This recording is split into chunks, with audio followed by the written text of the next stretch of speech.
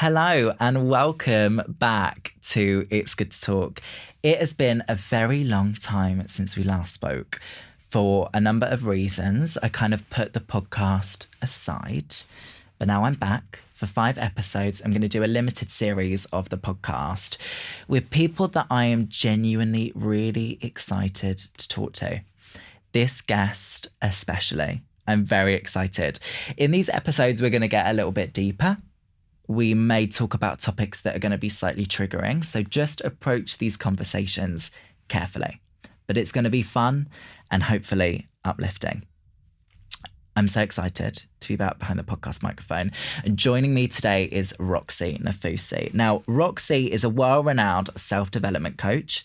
She's an inspirational speaker. She is the manifesting expert and a 3 times Sunday Times bestselling author. Her books Manifest, 7 Steps to Living Your Best Life, and Manifest Dive Deeper has sold 1 million copies worldwide. Her brand new book, Confidence, 8 Steps to Knowing Your Worth, is out now. Forbes have named Roxie and her books a global and cultural phenomenon. Roxie has now expanded into the podcast world with the recent launch of Rise with Roxie, which went straight to #1 in health and fitness. She's featured in Vogue as well as pretty much every other huge publication. She is so successful. She's so kind. She's so pure and exactly what I hoped she'd be.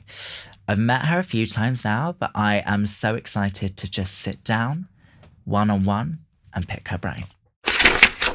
Roxie Nafousi, welcome to It's Good to Talk. How are you? I'm good. Thank you so much for having me. Thank you so much for being here. So I've met you a couple of times. Yeah. Briefly, very briefly at Fans Happy Place Festival. Yeah. And then at Soho House. But I now am excited to sit down and completely pick your brain. Oh, I can't wait. Because I have so many questions. I'm very excited to actually get to sit here and ask everything that I want to know. Thank you. I want to start with the basics. Mm-hmm. Manifest. Yeah. To make something happen. Yeah. Tell us, what is manifestation in its simplest form? Okay, so manifesting is using the power of your mind to change and create the reality you experience. And I would say that manifestation is a self-development practice. Yeah. It's rooted in wisdom, spirituality, philosophy, science. And it really is about, like you said, to manifest means to make it happen. Yeah. And it's a practice that I think has the power to change absolutely everybody's life. I completely agree. I think it's also the sort of thing where sometimes, and for me, in moments where I'm like getting a bit stressed or getting a bit overwhelmed, it's a really good like snap back to what you need to do and why you need to do it. Me and one of my best friends, Mia, have a thing where when we're having a moment, when I'm freaking out, getting annoyed with someone or something that future me is not going to be very proud of, we just text each other one word, Roxie. Oh, stop I swear it. to God, I will pull up the receipts. And the amount, it's almost humbling. I'm like, I've been told. Absolutely. Oh my understood. God, stop. I love that so much. Honestly, so when I'm freaking out, she'll be like, Roxie, and I'm like, I'm sorry. Absolutely. I know what I need to do now. That's so sweet. So it's Thank hilarious to have you here in the flesh. You've helped millions of people with your books, audiobooks, podcasts, Rise with Roxie, and so many other ways that you've been able to get in touch with people. And I think the thing that maybe separates you from other life coaches and speakers is that this is not a fantasy land that you're living in. You're very clear that this is something that is backed by science. Can you talk a little bit about that? Because there will be a lot of people that think that this is something you do for 20 minutes a day with a face mask on in a robe before you go to sleep. And it's not. It's actually a mindset shift, and it's a way in which you live your life. So can you talk a little bit about the science of it that is going to tell the people that are a little bit confused what it's about? Yeah, I mean, I think you make a really good point that it's not this ritual that somebody just does a few minutes a day. And I think that that's a real misconception with manifesting, and it's what almost gives it a bad reputation. And still now I'm always asked, you know, in interviews, it's like, oh, when do you do your manifestation? And what I'm trying to explain is that manifesting and my 7-step guide to manifesting is a way of living. It's a way that you approach every single thing in your life, every decision you make. It's about choosing your thoughts, choosing the way you behave, showing up as your future self. And so it really is like a life practice, which means that it's helping you to navigate the ebbs and flows of life. It's not about life suddenly being perfect. It's about knowing that life is going to have challenges and rejection and obstacles, but it gives you the tools you need to navigate them so that you still are moving forwards. And then when it comes to the science, I think there's really 2 parts of it when it comes to manifestation. One is neuroscience. So neuroscience shows us that our subconscious, which is responsible for 95% of our brain's activity, is doing so much work behind the scenes for us. And when we regularly visualize our goals, or we have something that we're focusing our attention on, our subconscious will start to find ways to basically reach that goal. And it will do that by filtering out unwanted information and seeking out opportunity that's aligned with those goals. And so it means that, let's say you're thinking about a job that you want. Yeah. If you weren't thinking about it or focusing on it, you might come across somebody who's in that industry or a contact that could help you, but you wouldn't pay any attention to it because your subconscious is overloaded with information, so it doesn't know what to actually pick out. But if you're focused on it and you keep thinking about it and you keep visualizing it and it's on your vision board, then when those opportunities come, you might meet the right person, or you see something on Instagram or on TikTok or whatever it is, you'll actually notice it because your subconscious will be doing this work to find it. It finds the opportunities for you, essentially. So that's one side of it. The other is that there's a quantum physics side of it, and quantum physics tells us that everything in the universe is made up of energy, and thoughts and emotions have different is all energy too. And what differentiates us from the sky above us is the density and frequency of the vibration of the atoms. And so you have things that have high vibrational frequencies and things that have low vibrational frequencies. Now, this bit isn't actually science, like it's not proven science, but the law of attraction states that like attracts like. So if you are operating at a high vibrational frequency, then you will attract things that match that. And I think that anecdotally, we know this to be true. So let's say you wake up in a low vibe. So low vibrational emotions are like envy, shame, guilt, anger. And so when you wake up like just in a bad mood, those are usually the days that you miss your train, you leave your phone at home, a bill comes through the door, someone you off. It's always like everything's going wrong today. And you're like, oh, it's one of those days. Exactly.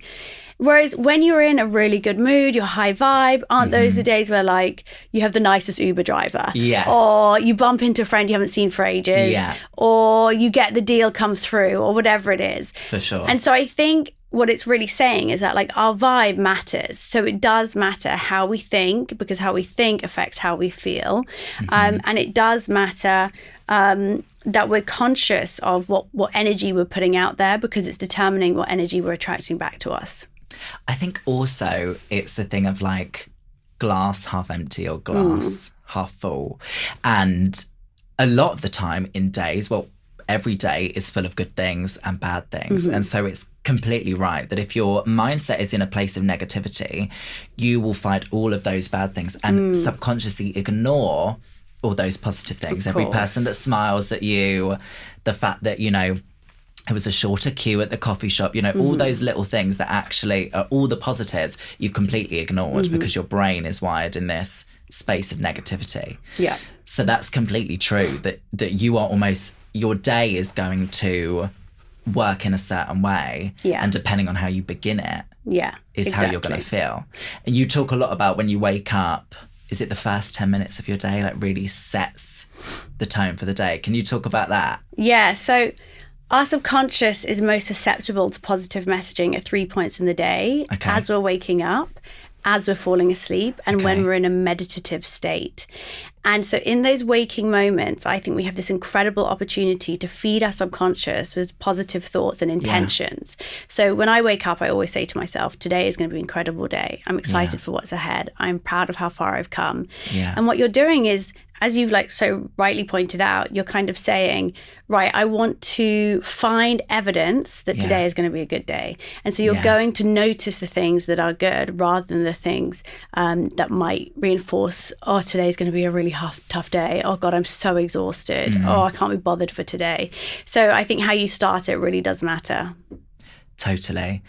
I love your story because it doesn't begin easy or simple, and you make no secret of that, and you don't shy away from that.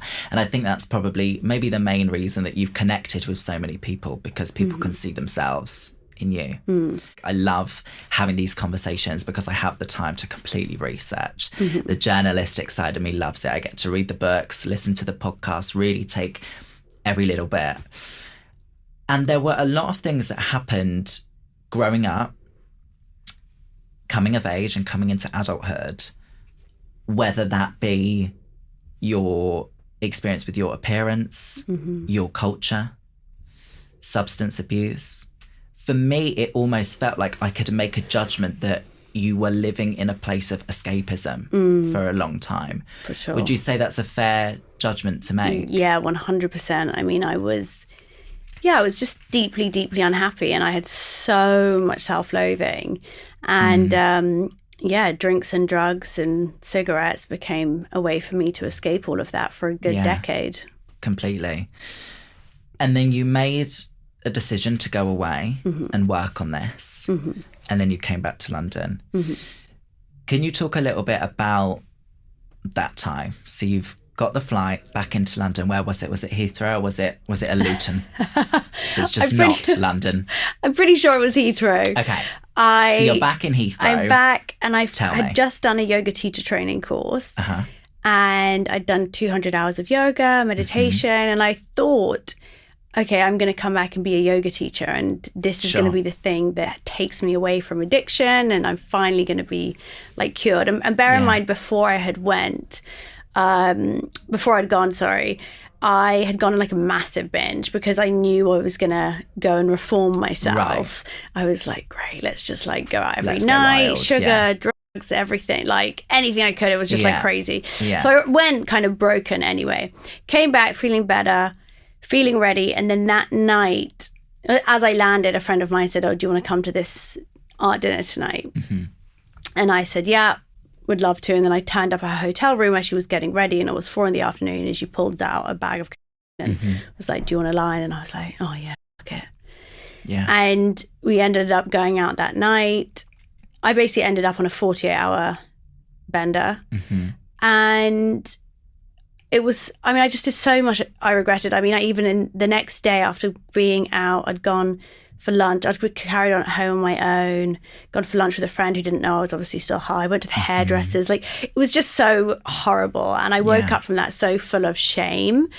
And that for me was like a real rock bottom. And then actually over that week, I kind of continued. I remember it was Harry and Meghan's royal wedding. Right. And I was watching it at a friend's house. I mean, it must have been like 11 AM it started. Yeah. And I was just on my own doing in the bathroom. Like, I was in a really bad place. Yeah.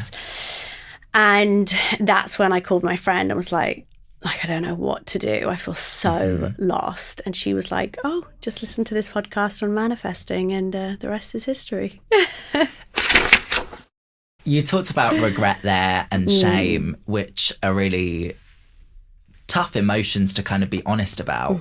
Did you feel that regret or shame during that time? When you were in those few days, were you just loving it, or were you not loving it at all and almost confused as to why you were doing it to yourself? I think when you're obviously actually at the party, I think I probably wasn't, but the moment you get home. Okay. I honestly feel like it was those kind of nights where you're like staring at the ceiling, can't sleep, taking too many drugs. I honestly find that I think that was honestly traumatizing. And because I experienced it so many times over like 10 years, now if I watch TV and someone's doing drugs, I like feel genuinely like physically triggered by it. Or I had if I can't sleep at night, sometimes I'll get triggered by that. Really? And I'm like, oh my God, I feel like I'm back there. And it's horrible. So yeah, there was definitely, I felt the shame and there and then. Yeah. Talking about how you then feel now, looking back at that time, how do you find like nightlife?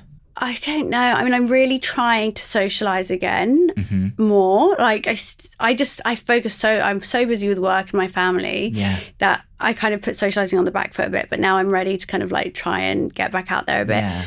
It's strange. I mean, one thing that's like been really genuinely useful for me is, and it's at all the Soho houses, which is fab.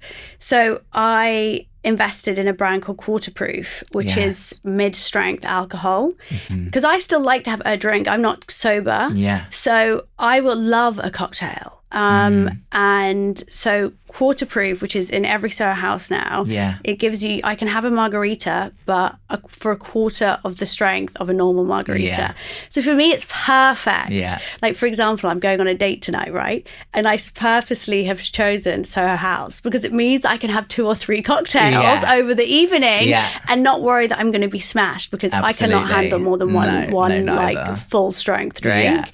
So I found a way to drink that works for me, and Quarterproof has definitely been like at the forefront of that, which is why I then invested in it. That's a gorgeous story, and that's really nice that you've been able to merge business with real life. And there's an actual story there. I was talking to a friend of mine when I was planning this episode and the conversations that I wanted to talk about, and she said, you know, is Roxie sober? And I said, no, I don't think so completely. And she wondered how you got to a place where you were able to drink in measure and safely. Oh yeah, good question. What was that journey like? Because maybe some people would assume that you're completely sober and it's completely, there's none of that, but you still have a marg and a boogie, you know? So I think what happened was when I first, basically I gave up really because I got pregnant. Okay. So I had to give everything up all at once. And I think that in many ways, when I was pregnant, it was like the dark night of the soul, right? So all the pain I'd been escaping from came rushing out. I turned to food. I like binge ate like daily. I stopped leaving the house. It was bad. Yeah. Anyway, when I was pregnant, I remember because I'd been so deep in my addiction, I was like, just get this baby out of me so I can go out and have a line and have drinks. And I was like, and at the beginning, that's really how I felt. I was like, right, once I have this baby, I'm just going to go back to partying. But then over time, because I was in such a bad place, I started really like reading every self-development book I could, listening to podcasts. Like I was just immersing myself in self-help and visualizing my life after I had this baby. Yeah. And what happened was I found a purpose. And my purpose was to use what I'd been through to help other people. And so when Wolf eventually came, I decided that was going to be the starting point of my new life. And what was so important to me was that I had this sense of purpose I hadn't had before. And so when it came back to having the option of drinking and doing drugs again, I didn't want to take it because I wasn't trying to escape my life anymore. I was actually making a life that I genuinely enjoyed being in. So I didn't feel any desire to go and get up or waste a morning on a hangover. Like that would be horrible. Like why would I do that? And I did try it once. I don't think I've ever shared that, but I did try it once after Wolf was born, and it was just not good. And I was like, I don't know why I've done that. It wasn't fun. It was nothing like I remember. I hate the feeling of not feeling healthy because I value now feeling good in the morning. And so... And in control, I suppose, as well. You know, you're so in control of your life, and that's exactly what your books kind of entail, is you're in charge. So I suppose going to a place where you're like, I'm actually not completely in control might have been difficult. It just wasn't worth it for me. Like the payoff of like the hangover was just not worth it.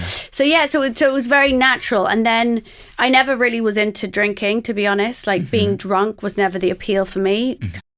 I drank so that I could do drugs. Right. So I have no desire, once I've had one cocktail, no part of me thinks, oh God, I'd love to get smashed. I hate the feeling of being even tipsy. Same. It's my worst. So I'm like, it just wasn't a worry for me. I knew what worked for me and where my boundaries were. That must be quite liberating. Oh, yeah. I just think, my God, like, I didn't think I'd ever be able to go out and just have a drink. So it's very nice. You should be very proud of that. Oh, thank you. And I know that, again, that's a huge part as to why your story is connected with so many people. One thing that you talk about, and I suppose it hadn't even occurred to me until reading, maybe dive deeper, was the fact that you can manifest negatively.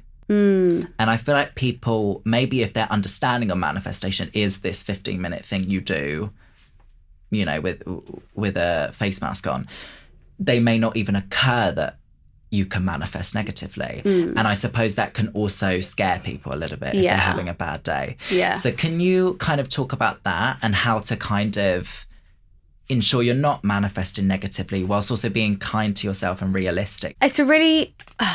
okay, so...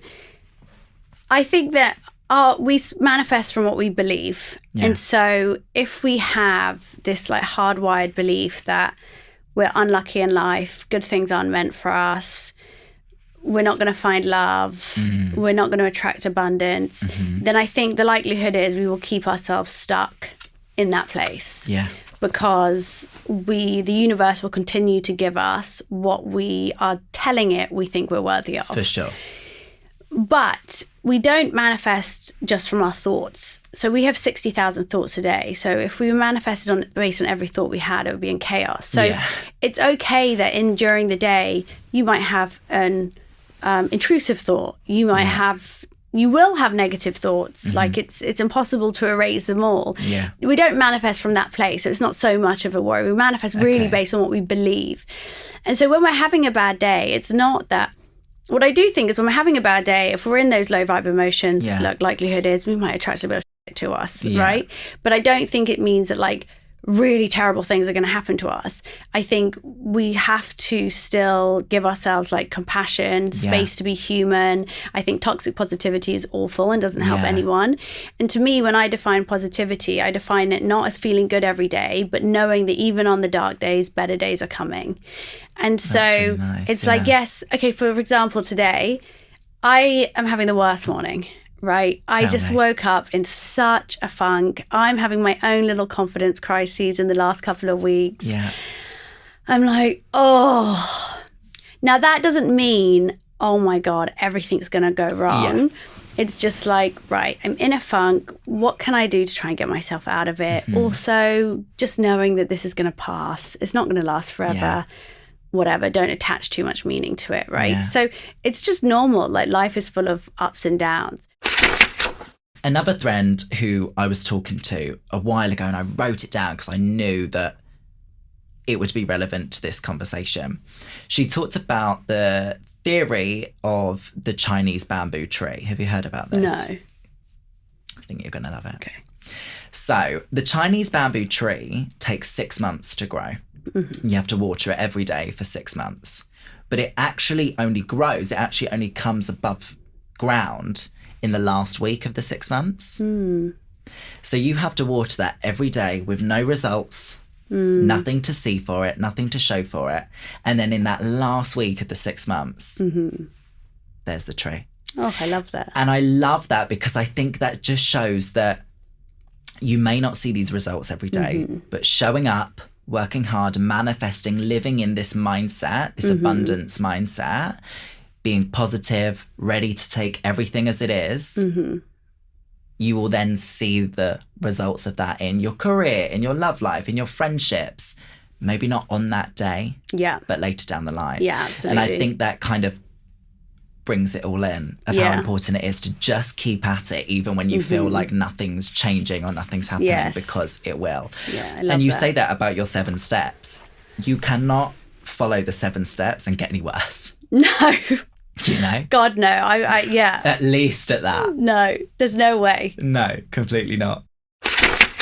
I wanted to come on to your childhood because I found this really interesting as well. And you talk about this again, slightly more in dive deeper, and it's a very honest account of how you were feeling. And it links into that self-love and how we treat ourselves. And so I wanted to read a part of the book. Of course. It's in Dive Deeper. That I think is really raw, and maybe you can talk about once I've done it. So I'm gonna read, everyone. Oh, I'm ready. Sit back. As an Iraqi girl growing up in Oxford, England, I was acutely aware that I didn't fit in. I noticed my differences early on. My olive skin, dark curly hair, and the distinct cultural traditions we observed at home, from the food we ate to the holidays we celebrated. At primary school, these differences set me apart. The other kids often left me out at playtime or didn't pick me for their teams. And from there, my self-rejection began. I became ashamed of my culture and who I was. This only got worse after the tragic events of 9/11, when the world was filled with misconceptions and judgments about my heritage. I no longer felt I belonged anywhere. I was rejecting my culture at home while simultaneously feeling rejected by the rest of the world. Hearing that back and knowing that that's how you were feeling in that time, how do you feel now looking back at that? I definitely feel like, I think for a long time, I didn't like to look back. I thought, when I was like, I just want to like feel better in my life. I'll just look forward. And I never really looked back. And it was only once I started looking at my childhood, and there's so many layers to what happened that I'll probably never share. Yeah. But what it did is it gave me an understanding of why I struggled so much with self-worth and why I had such severe and deep self-loathing. And I think that I think especially now I have a child who's nearly 6, and to think about my experience at his age and in the years to come, I'm like, oh my God, like no child is like really mentally equipped for that kind of, it's just so tough for so many people. And most people have some degree of trauma in their childhood. Yeah. And I think it just gives you an ability to be compassionate with yourself and be like, okay, that's why you struggle so much with this confidence or with self-loathing, or why you turn to drugs, or it just allows things to make sense. And it's not that it becomes an excuse, but it allows you to just understand yourself better and then be able to take power back so that you can choose to break those patterns. Completely. And so at that time, you know, you talk very openly about the kind of shame that you felt about your culture and your heritage. You even changed your name, didn't you? Yeah, from Rowan to Roxie. How did your parents feel about that and your family feel about that at the time? It's weird. I think my mum and dad were kind of fine with it. My dad was very westernized, and they're both Iraqi, but my dad went to Bristol University. Yeah. He was much more open-minded, and I think like he would like joke when we would go on holiday and stuff, he would have like a fake name of like Mac Adams, right? Okay. So like he kind of understood. Why? I don't know, like I suppose for him as well, like I don't know, but he would just kind of like do it sometimes. So I feel like for him, he was like, yeah, do you know what? This might help her fit in more. I think he was realistic, and I think he was like, it's probably a good idea. So he didn't mind. My brothers and sisters were like, you sound like a like they just like hated the name that I'd chosen. And anyway, no one calls me Roxie in my family. They all call me Rowan. Yeah, they're sticking by it. Yeah. I love it now. That's quite sweet, really. Yeah. Does that almost help you separate like your family and your real life? I think so. This fantastic person that you've become. Yeah, I think so. So self-love is something that you talk about loads. Do you feel like you've cracked it? Do you think you ever crack it? If you'd asked me a month ago, I'd be like, yeah. Really? I'm like more confident than ever. I've been feeling like that for like, I think I had a good year. Okay. But the last few weeks, I will be honest with you, Harrison, I'm struggling. Really? Yeah, I've had a real confidence crisis. Given that I've just written a book on confidence, it feels awful to say. No, but I think that's the best thing you could say. Yeah, I think I've definitely lost my mojo a bit. I think that there's some change in my life personally. I think I've just lost it a bit, and I'm just feeling a bit, but I know that it will come back, and I know that I have tools and that I have things to kind of use, and I think that look, if I'm having like a little few weeks blip in the space of a year, I'll take it. Absolutely. Compared to like the horrific self-hate and inner critic that I had every minute of every day. I'm like, this is really nothing. This is like a drop in the ocean in comparison to what I experienced before. But yeah, I would say that it is a journey. Like self-love is a journey. Healing is a journey. And I used to think that was so annoying when people said that. I'd be like, oh, like, what the fuck is the point? Like, if it's lifelong. Yeah. But now I get it. I'm like, strap in. Yeah, I'm like, you see life from a new perspective every time you kind of break through another layer. Yeah. So yeah. So you've been struggling with your confidence a little bit recently. Are you your harshest critic? Yeah, definitely. Is that something you think you've got better with?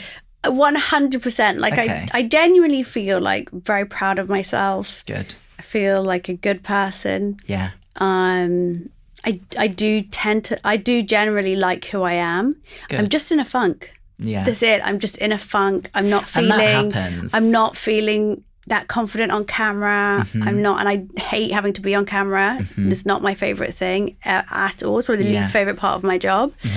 So I'm struggling with that a bit. And I think, but I also think it's because I've just become single, and I think it's bringing up some old insecurities. Probably that I'm like, oh my God, is any man ever going to fancy me? But so it's probably a combination of things. But it doesn't mean that I don't genuinely feel worthy. Like, I still love who I am. I still feel like I'm worthy of abundance and happiness and joy and love.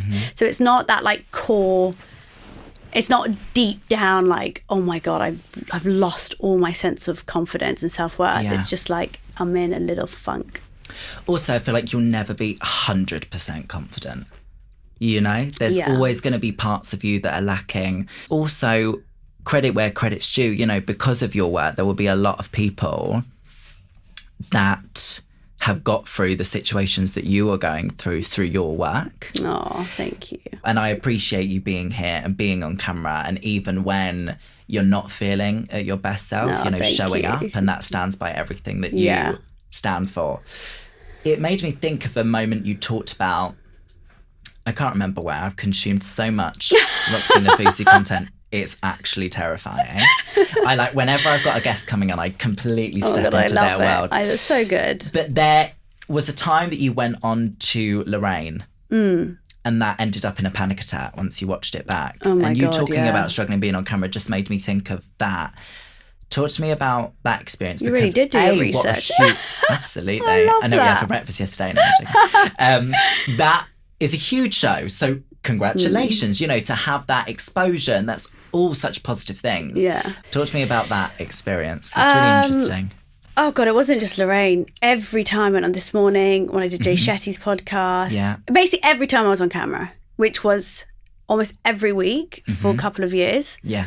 While I was growing Manifest, it kind of Manifest came out in Jan 2022, and it just exploded. Like it really did. It just went everywhere, and I was just doing everything I could to get that message out there.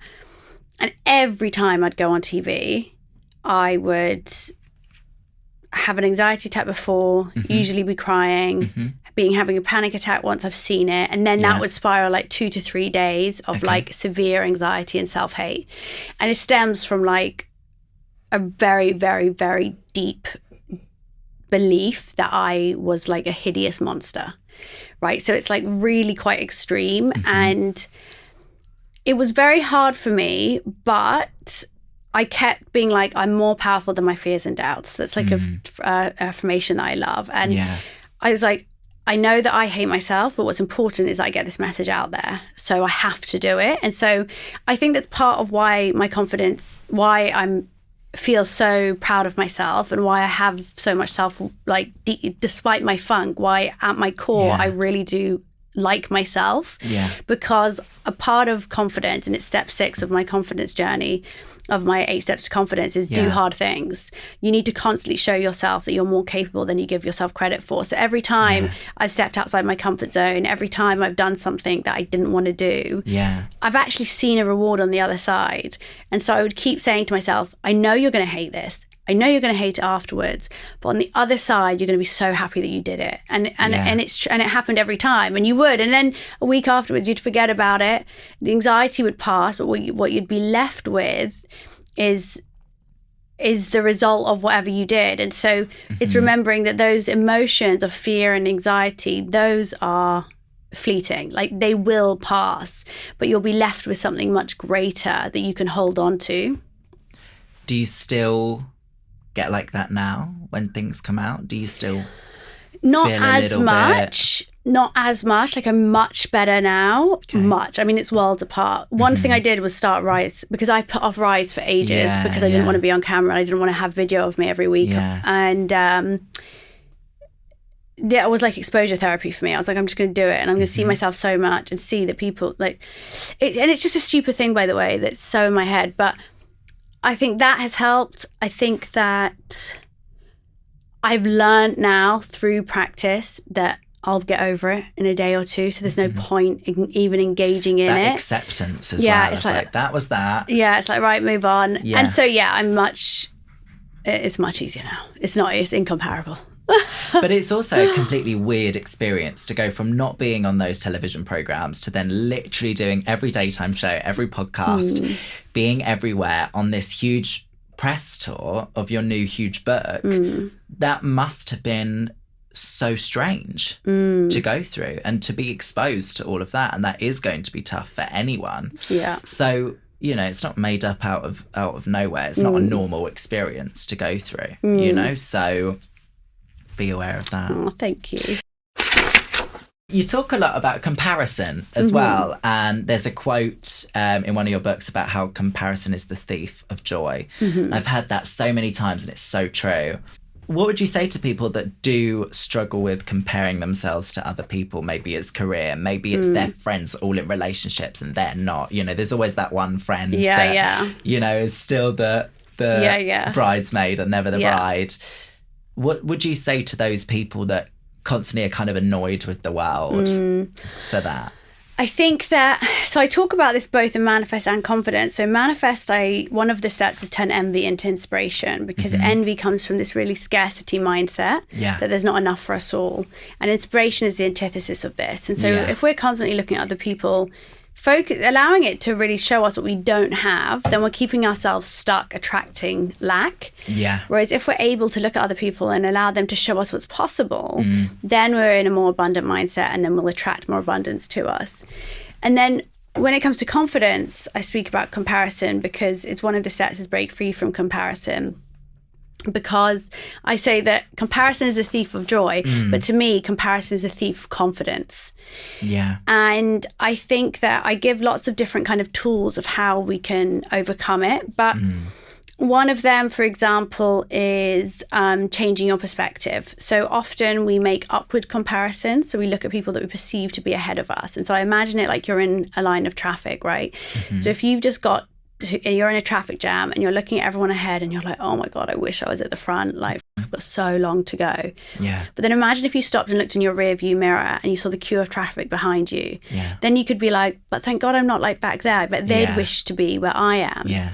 And so it's about being able to change your perspective so that you can actually realize that you're right where you're meant to be. Yeah. And everybody's timing is different. Another one is the consider what you don't know.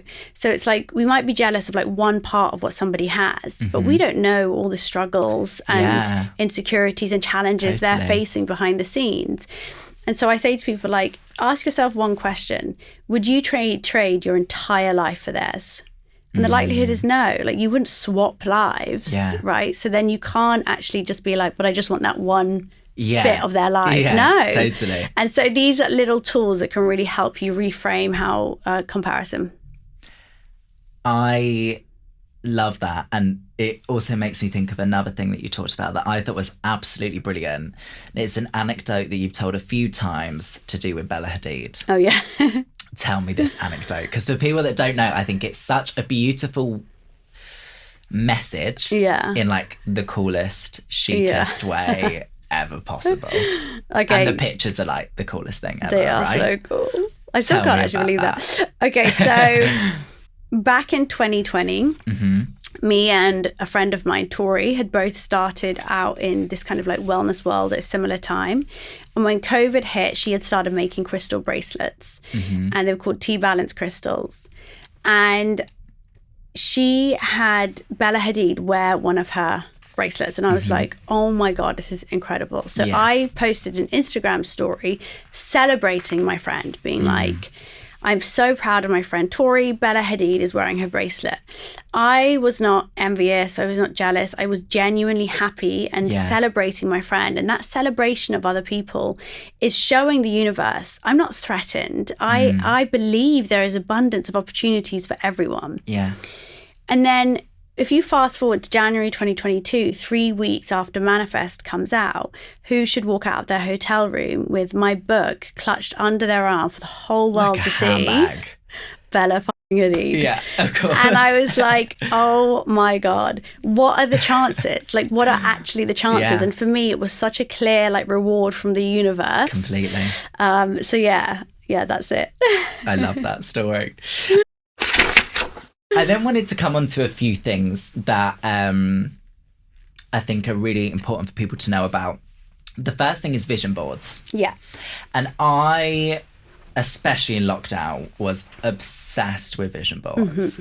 What I realised was they were not vision boards. They were cute collages of pictures from Pinterest. Yeah. And now I have vision boards that are my vision. It's in the title. Yeah. So I kind of wanted you to almost educate people on their vision boards, because I think it's such an important thing that we should do and a fun activity to do. But people are sometimes doing them in the wrong way and they want to do it in the right way. So what's a vision board? What is it not? Yeah. And how do we do one? And then you do yours in a way that a lot of people don't as well, which I know you're totally aware of. So tell me about all of that. So a vision board is like a visual representation of what you want your life to be like. But to me, it's just creating a kind of something which helps you to identify all your greatest goals and hopes and dreams. And what I often see people doing when they're creating a vision board is really they're just creating a mood board. Yeah. So like you say, it's lots of pretty pictures. But the thing is that if we're asking the universe to help us reach our goals, or if we are trying to align ourselves towards our goals, they need to be specific. They can't be vague. Like you need a focus. You need to know where you're pointing your arrow, essentially. For sure.